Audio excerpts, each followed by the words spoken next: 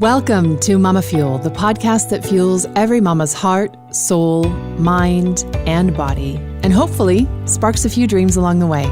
I'm Ann Ferguson, Chief Nurturer and Mama Mentor at the Centered Mama Project, and your host for this podcast. I'll be sharing real, raw, and often funny conversations with beautiful mamas from around the world to remind you that you're not alone and that you're doing amazingly on this wild journey of shepherding small humans as they make their way on our beautiful planet. Let's get started. Hello and welcome to this week's episode of MamaFuel, the podcast. My name is Ann Ferguson and I am your host, and I am delighted to bring to your ears the beautiful voice, lilting accent of a very wise woman who is also a friend of mine and a fellow entrepreneur who is affecting women's lives in the most extraordinary ways from her little corner of the Emerald Isle. Glyniss Trinder is a mama, an artist, an entrepreneur, and an old soul. And I'm so thrilled to have you with us. And I thank you for coming back, because this is the second time we record this conversation after some technical issues the first time. So welcome. I'm so glad to be having this conversation with you. Thank you so much. And that's a lovely, warm welcome. You're really sweet. And emerald, I'm even wearing emerald today, the Emerald Isle. You are even wearing emerald. Must get over to Ireland and visit the Fergusons who are over there. Anyway, that'll be for another conversation.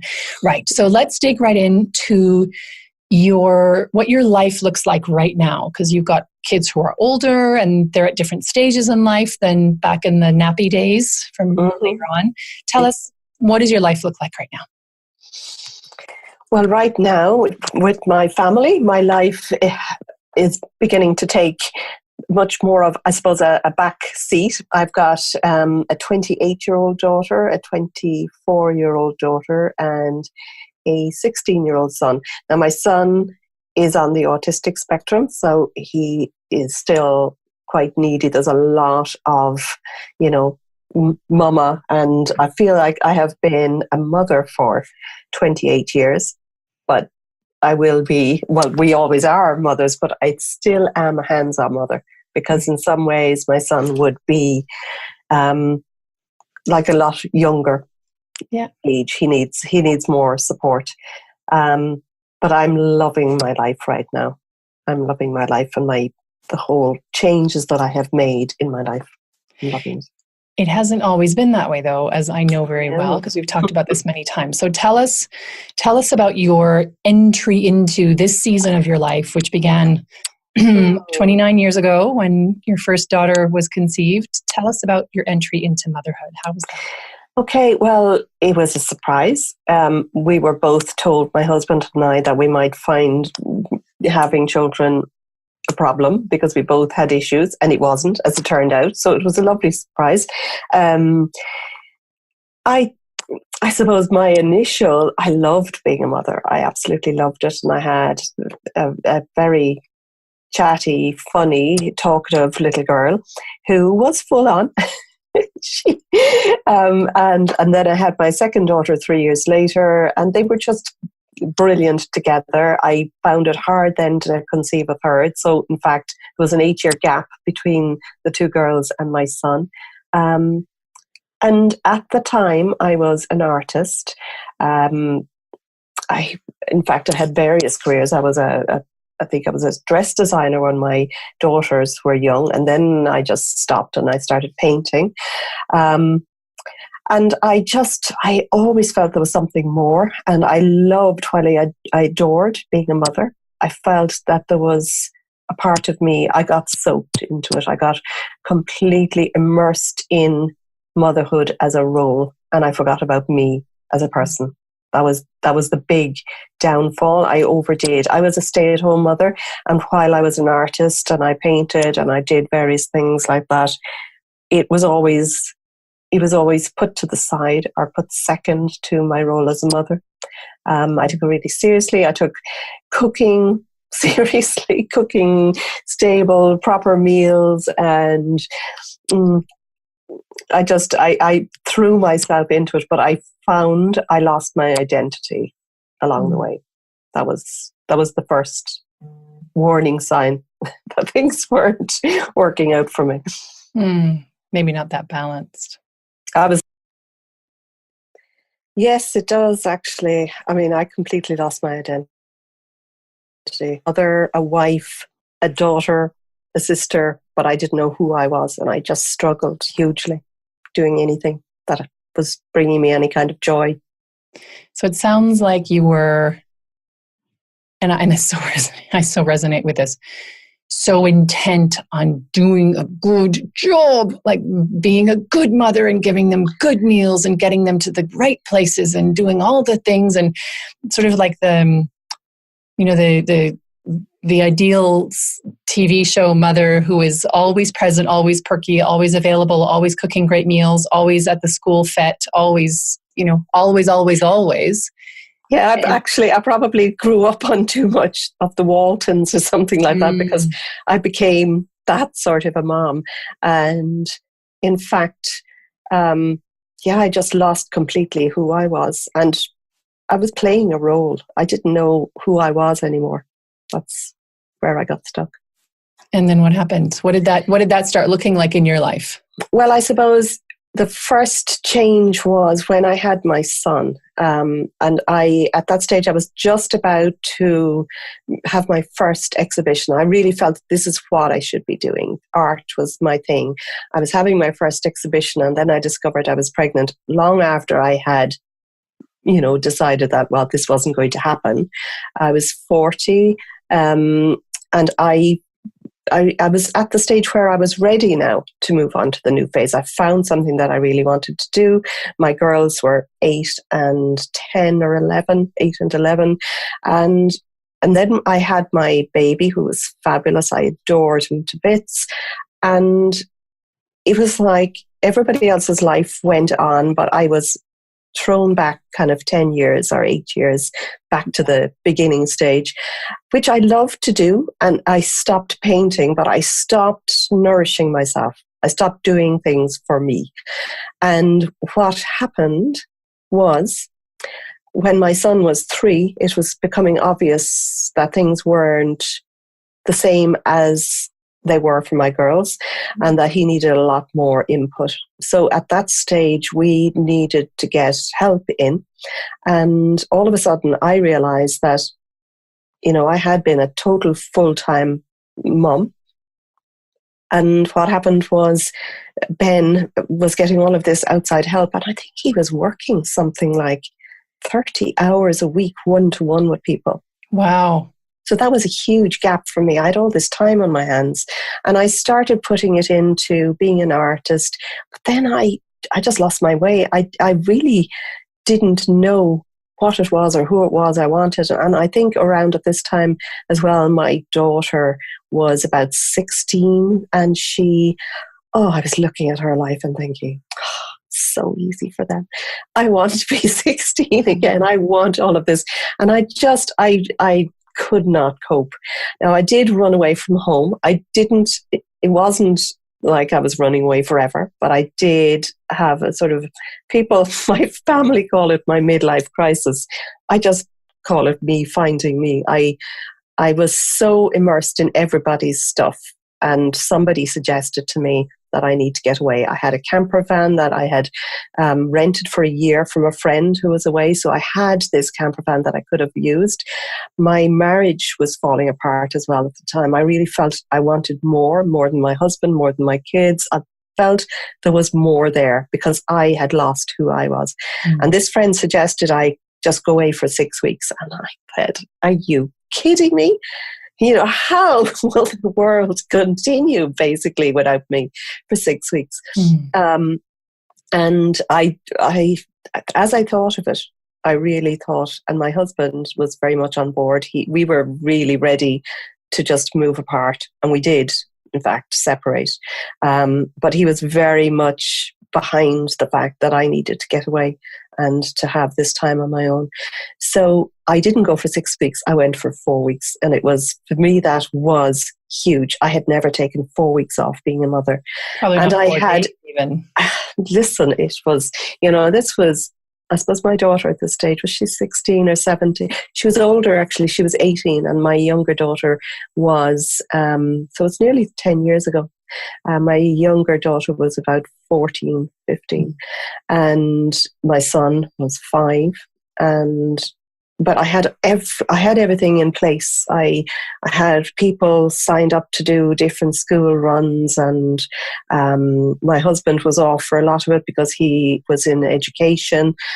He's a school principal, and he was taking over. So I packed a camper van. I told people that I was going away to paint for an exhibition, and I drove.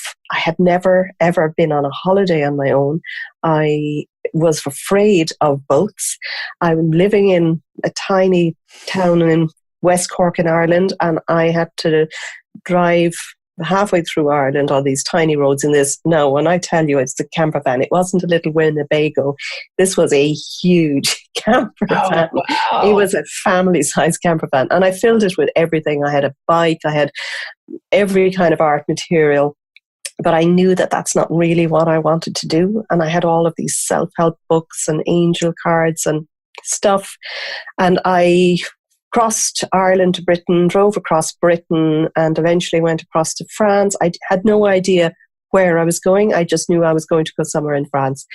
And I basically had a guidebook. I didn't even have a map. I had a sat nav or a GPS system. I had a guidebook and a pendulum.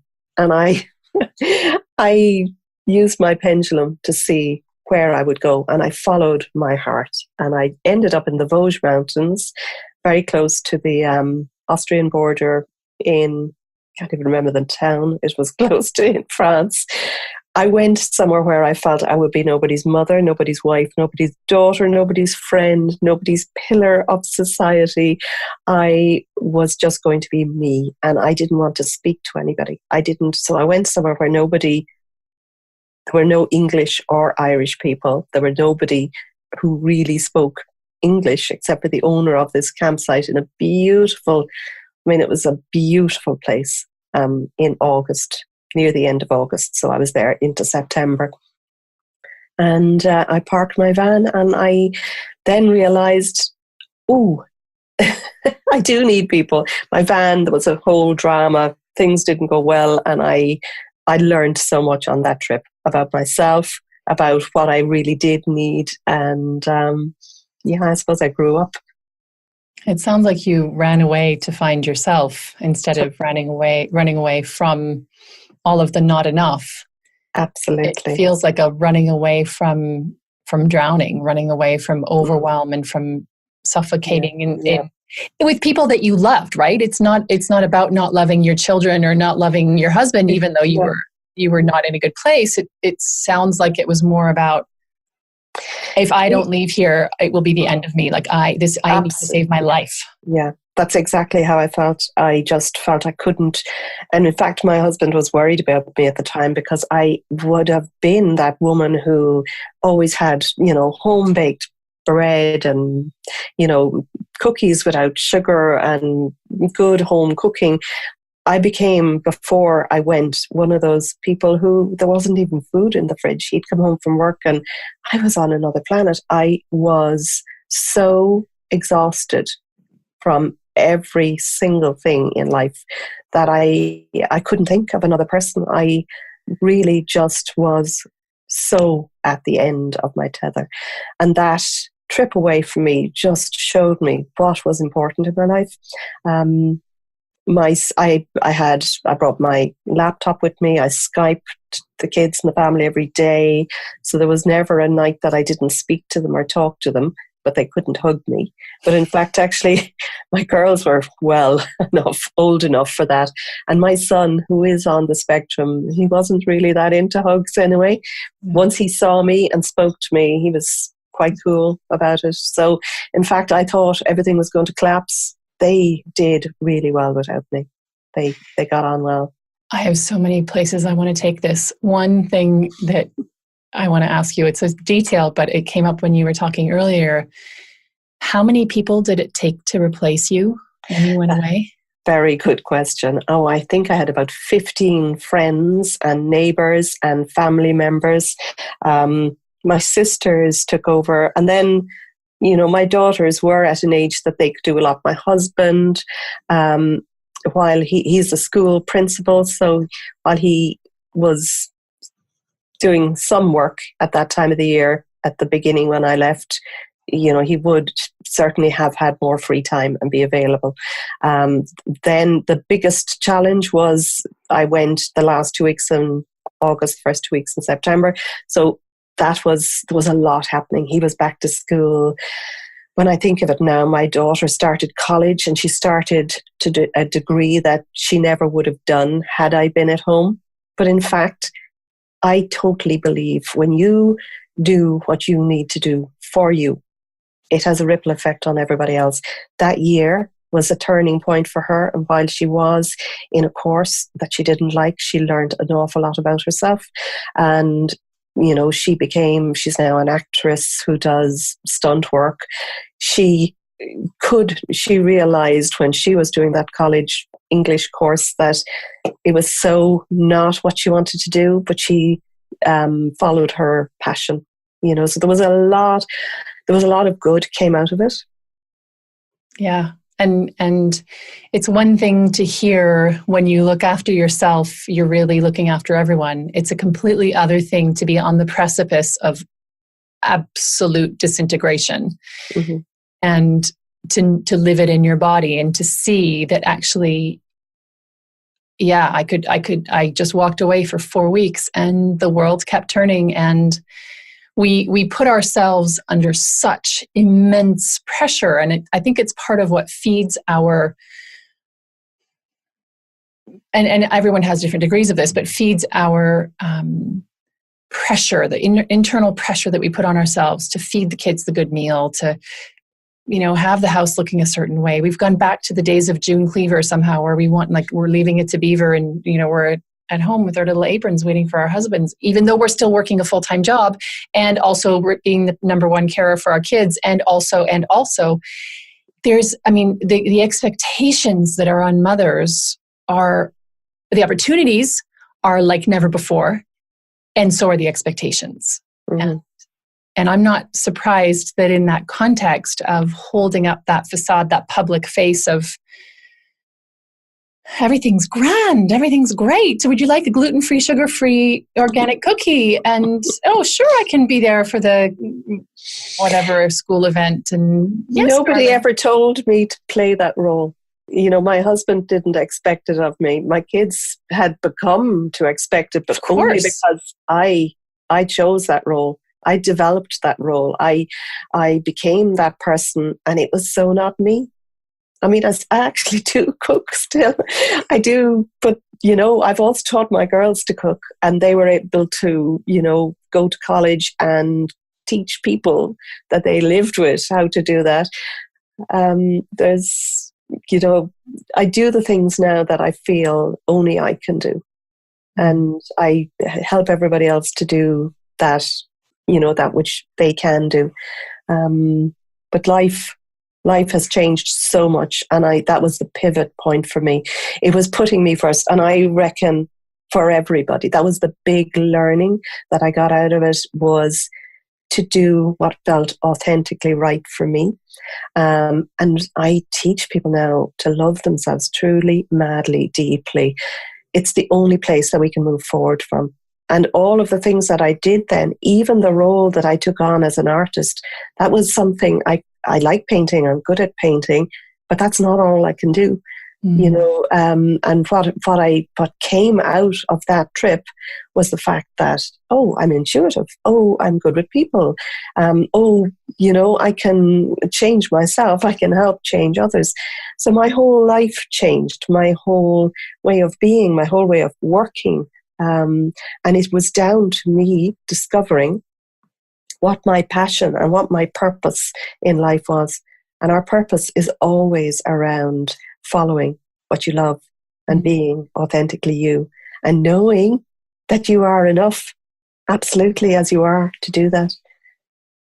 Oh, that's so rich. And as I hear you say that, it's something that I've read so many times and that I've heard so many times and that I've repeated to myself so many times. And there's still this little voice going, really? Are you sure? You don't really know. You don't really know what's going on back here in the cobwebs. And I think a lot of us carry that. It's such a deep groove in our subconscious mind that we aren't enough, that we need to be better, do better, have more, be more. And what a revelation, because it could have also gone any number of ways. You could have, run away to find yourself and had an absolute complete breakdown. And I could have not been found where I was. Yeah. I could, there were so many things I could have done. I could have crashed that enormous bulky machine on some of the roads that I went on.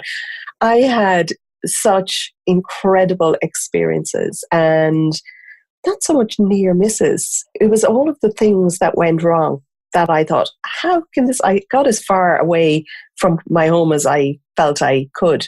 And then that's when everything went wrong. But I needed to be there. And for me, it was just how wonderful the universe is. And the things that we think we need, we don't need at all. And the things that we think we don't want, we actually do. I mean, when I felt that what I really needed was to get away from people and to be nobody's anything, and that I didn't need people and I didn't need friends, that breaking down of the van showed me just how much I needed everybody. In fact, I was on the phone to my husband, who was trying to sort it out from this end, and that wasn't coming to anything. And then I had to find a friend in rural France. I met the most gorgeous people, a fabulous couple who took me under their wing. They were a bit older than me. They had, they were just about to start grandchildren, and they listened to me. They gave me advice. It was just, I had the best time, and part of me, I couldn't wait to get back home, but also I was dreading getting back home, because how would I fit back in as a new, and things didn't, I didn't fit back in at the beginning. There was a lot of changes had to be made afterwards, but that was the pivot point for me. Well, you went away in one very compressed, very repressed shape, and you came back more aired out, more spaciously yourself. And that, I as you were saying that, I was feeling my fear would maybe have been in that situation of, oh God, if I go back, will it just all go back to how it was before? Because I can't possibly, like the desperation, I can feel desperation rising up, and that's not what happened. And I want to honor you for that, because I think it's often easier, because I've had times where I've gone away for a week, or I'll go away for 4 or 5 days. And initially it was just, mind-bendingly complex to orchestrate, but it's not really. It was just my mind that was doing the mind bending. And then, you go away and you start to feel all of these things, and you start to feel different and remember what you are as a person. And then you come home and there's that reentry time. And even my husband, who travels every week, he goes away and then he comes back, and that reentry is always a little bit bumpy. So what was that like? You left a marriage that was crumbling, and you were separating your kids, who all had different levels of need or no longer need, which also changes. Oh, they all had needs. Yeah. they all had needs, and they were different. And we continued to separate. My husband, got a job in a different part of the country. We were good friends. We separated in the most loving, gentle, honourable way. And yet our kids still felt that. But when we got together, we were together as a family. And this lasted about, I am writing a book on this, so I don't want to give away the whole story. But things completely changed. What I thought I wanted, I didn't want. But when I did come back initially, I know people in the family assumed that I would fit back into that role.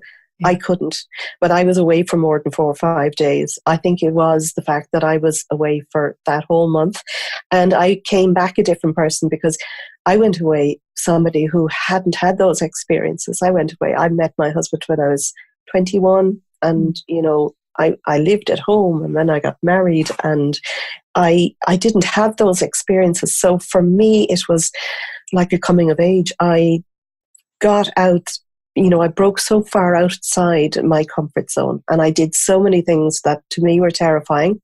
Sure. And lots of things. And even now I think, gosh, did I really do that? But actually I did. And, I'm continuing to do different things because of it. The thing with not feeling enough and that voice that goes around in your head, it's actually not. We think it's in our subconscious mind. That's our conscious mind, actually, just picking up on other people's stuff and picking up on the things that we think we should or we must do. Our subconscious mind, which has all of the knowledge, maybe on an old pattern, but actually you can access that and change all of that. And when you sort of reprogram, and I suppose that's what I did. I reprogrammed myself by going away. And but there's so much more. We're capable of so much more. And I think by loving yourself truly, madly, deeply, really loving you, it's not selfish. I would have been taught, I suppose, believe that that's selfish to love yourself truly, madly, deeply. But in fact, loving yourself is essential. It's essential for your health. And when you heal you, and when you are happy, strong, self-contained, loving towards you, it's a lot easier to do that for anybody else around you. Everybody else feels that, and it has a ripple effect on your family. My family, I know every single thing that happened after that, and because of that running away, had a beneficial effect. Yeah, that's it. And it's something that the stories that we tell ourselves and believe push so hard against, that possibility that there might be some positive to the things that we want to do and that take us out of our families. There might be some positive to our travel. There might be some positive to our absence. When I'm not here, my kids have so much fun with their dad, who is a complete kid himself in many ways. He's super involved and super responsible and phenomenal in all the ways. And also, he still laughs at jokes that he probably laughed at when he was 12, things that are grown-worthy to me in a sort of way. He and the girls are literally in stitches. And when I'm not here, they have a different way of interacting, and he has a different way of navigating things. And it is joyous and light and silly and fun. And also he has the benefit of rarely being here, so that when he is here, he's in that. Yeah. Daddy can do very little wrong. So it's a bonus. And so they get that amazing time with him. He gets that amazing time with them. And I'm getting a break. And I realized this. I realized that what I needed the first time I went away, the girls were just about 4 and just about 6. So 3 and 5. Mm.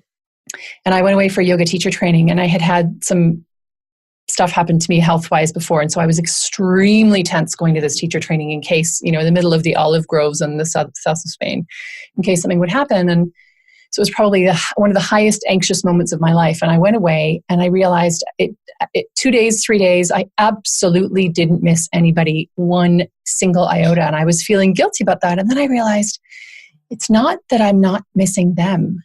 It's that I'm weeping with relief at not having to feel like I'm failing as a mother constantly, because that was the narrative that was going on in my head. And I think, I can't speak for you back then 10 years ago, but I think it's pretty common for us to be so much harder on ourselves and have so much higher expectations of ourselves than anyone else around us does, and that we can never live up to. Like, it's not possible to live up to the expectations that still, even now, rocket around my head. And when I just go, oh, well, okay, and just think my coach is forever saying to me, my parenting coach, there are positive and negative things about every single thing, no matter how awful you think something is.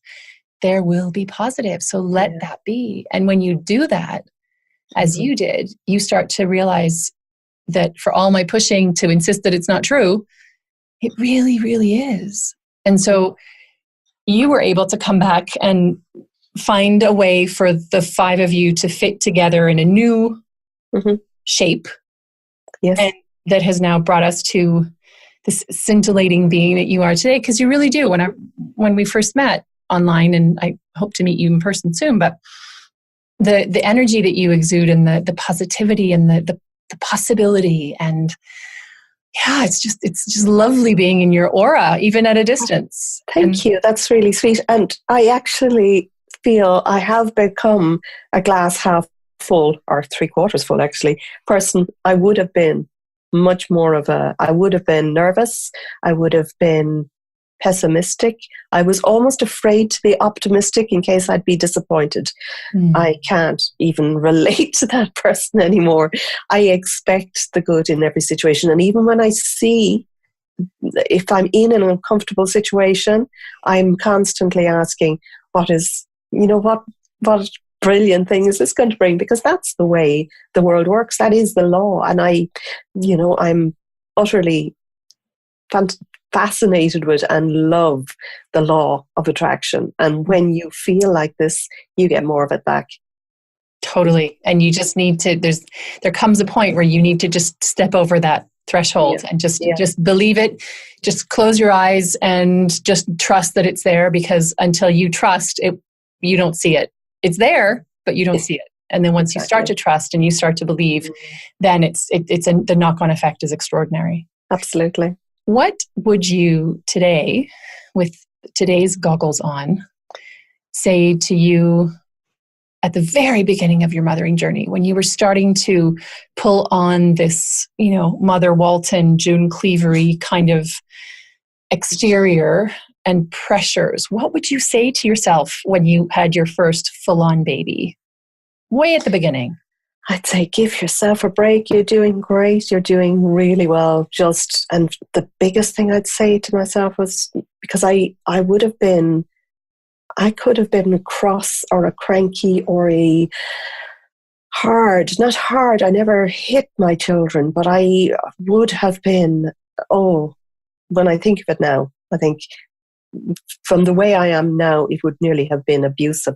I wasn't abusive, but I just was cross and cranky and picky. And I just would say to her, just allow it, just look, just watch them. They're beautiful. Enjoy it. It's not going to last forever, but make sure that you have time for you.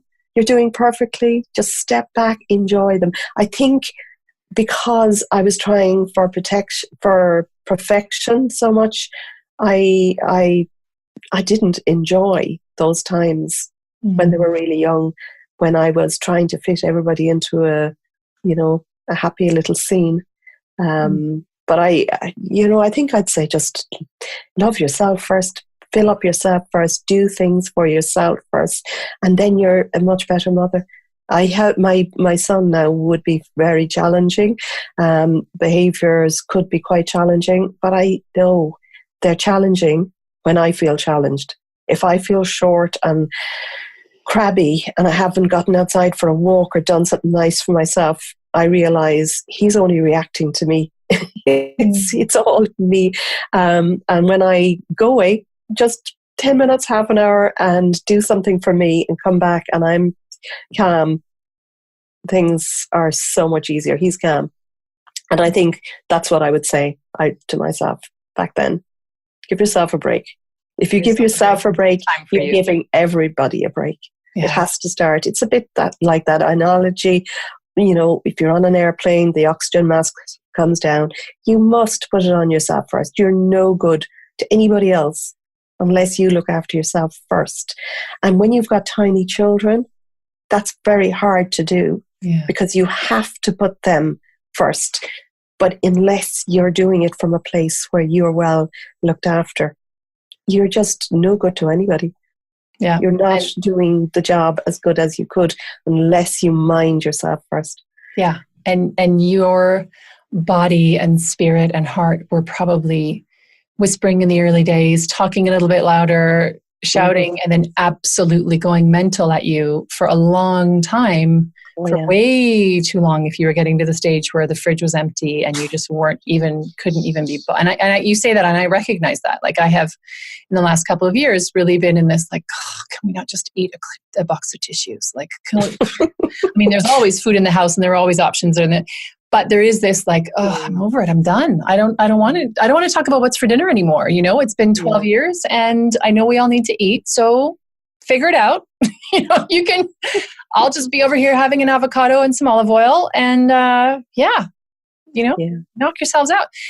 It's not what happens, but I recognize that element of, and when I find myself there, it's a flag, right? And you had entire fields of flags waving at you saying, you're not okay, take care until snap. I think also, I did hear one of my coaches at one stage talking about this, and it resonated with me that the universe gives you a little tickle or a little push, and then it'll give you, might throw pebbles at you, and you don't take any notice, and it'll throw a fairly decent sized rock at you, and listen to it, because the next thing is the truck is going to come and just mow you down. And I was at the rock stage, almost at the truck stage. I reckon I was ignoring those signs for so long. But, the big thing was, I could have, I need to be there for my kids, but because I wasn't there for myself and because I wasn't looking after my own health, people do die. If I died, who would look after them? I needed to do that before I got into serious illness. And I feel everything has changed since then.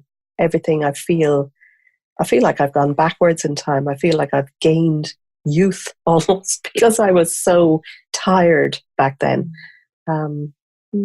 You've gone back to, you've sort of gone back to meet your older daughter where she is. She's 28 and you probably are too, energetically about 28 now. You're probably in that kind of mid to late 20s phase of blossoming, and not your biological age, if I can say it that way.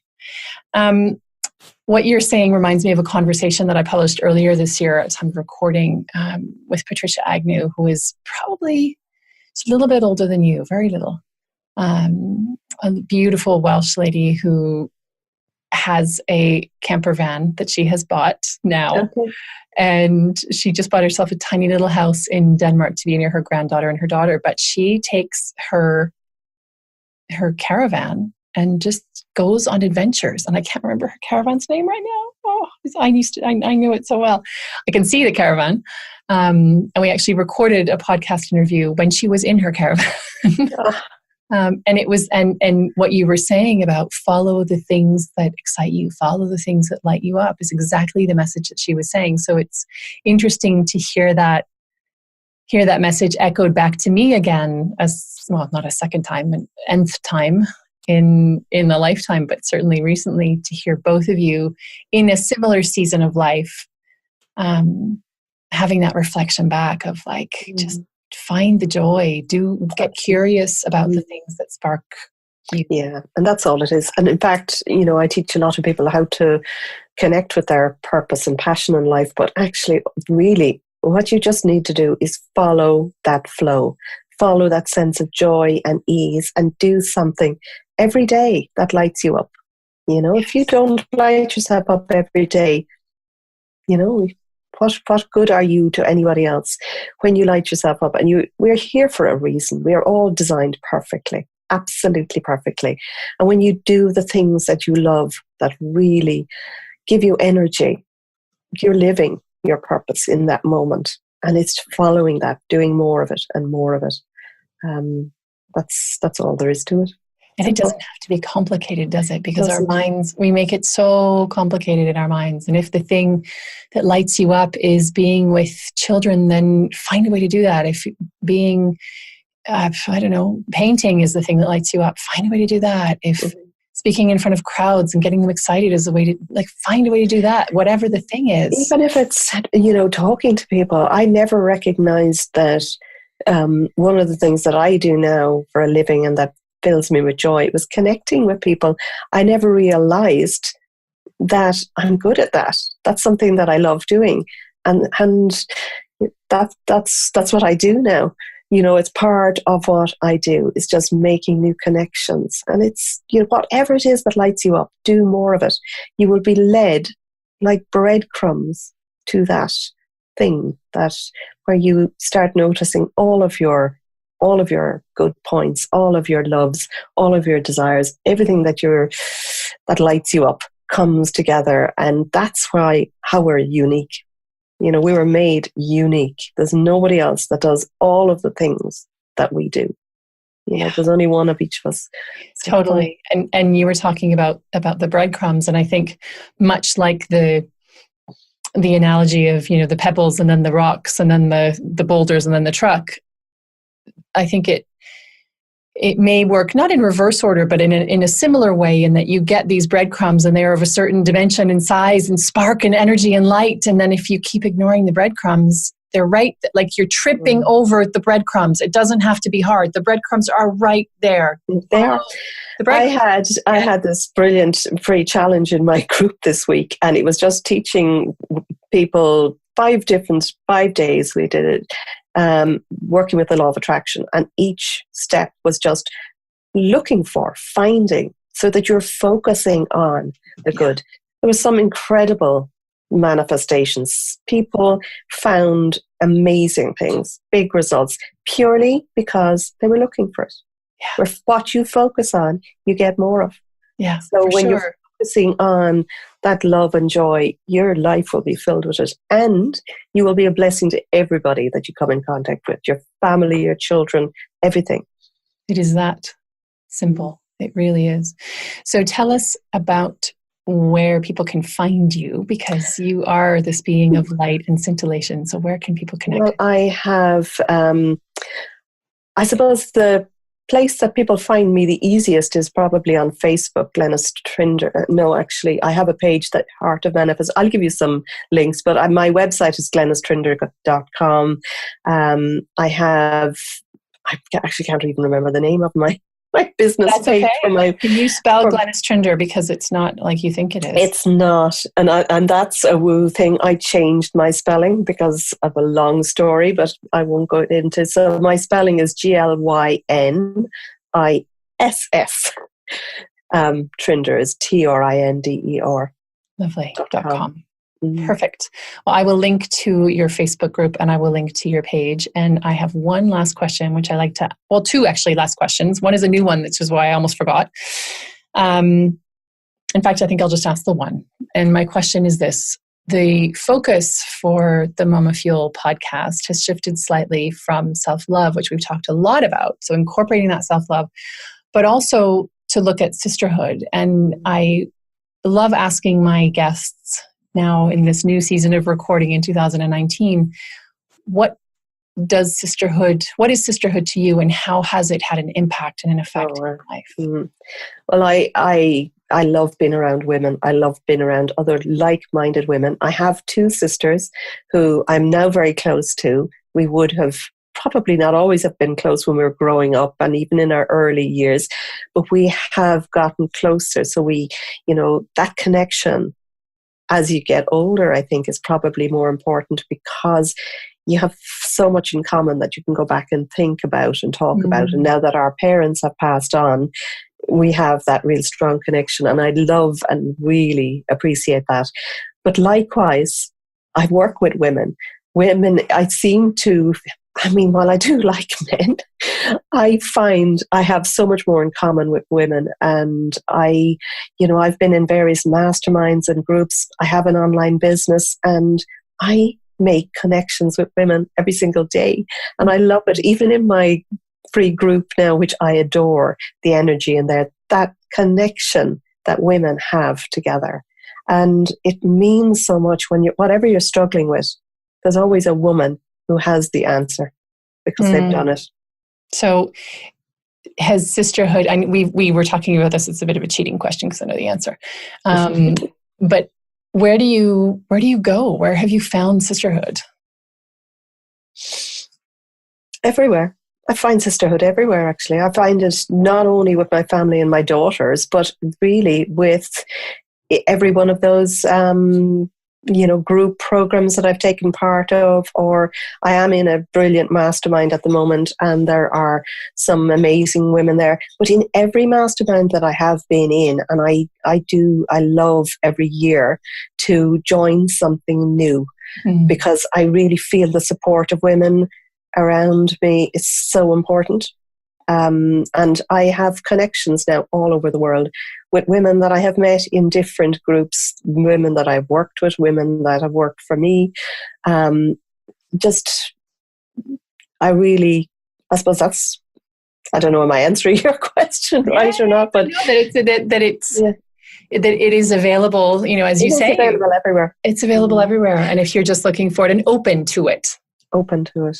Absolutely. But I think because I work on my own from home in this tiny little room, I find the women, now I have a lot of friends, I have a lot of, and in fact, I've gone through various stages of friendships and it keeps evolving. I still have my friends, even though we're probably so far different now. I still love and appreciate that. But I just feel like the world is expanding all the time and I'm meeting those sisters in online groups, actually. Yeah. Online groups and free groups and places where women are authentically them. What a gorgeous place to bring our conversation to a close. I would love to keep exploring that topic with you because it is certainly an environment in which you and I met and had an immediate connection. And I am so grateful for that opportunity to get to know you there. But it is a momming moment. And so I need to head off and collect one of my littles for an appointment. So I will leave you with deep thanks. I will connect everyone to the different places where they can find you. And I look forward to talking to you again soon. Thank you. It was an absolute pleasure. Thank you. Thank you. That's it for this episode of MamaFuel, the podcast. Thanks for listening. There's a lot more conversation, sharing, and real mama talk happening in our private Facebook group. You can join that totally free by going to www.thecenteredmamaproject.com/Facebook, or just go to Facebook and type facebook.com/mamafuel.me, or just search mamafuel.me and you'll find us there. Make sure you say hi when you get in there. If you like this episode, or if you know a mama who could use a little bit of Mama Fuel, I would love for you to share this episode and to rate it and leave a review. That will help us get this episode into more mamas' ears, and for that, I will be eternally grateful. Every comment helps, and it is always such a delight to hear from you. Thanks, and bye for now.